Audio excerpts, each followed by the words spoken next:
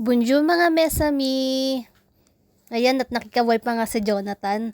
Dumating na nga pala yung inorder sa akin ni Jonathan na rice cooker. Nabili ko nga sa online yan nung Black Friday. 'Di ba nga sabi ko sa inyo, pag Black Friday halos kalahati na lang yung presyo. Hindi nga lang basta rice cooker yan mga mesami. Marami siyang gamit. Pwedeng pressure cooker, pwede ding steamer, pwede ding slow cooker. Nag-iipon na nga kami ng gamit ni Jonathan para paglipat namin may mga sarili na kaming gamit. O siya, sige, ang dami ko na namang daldal. O revoir, abiento, bisu-bisu!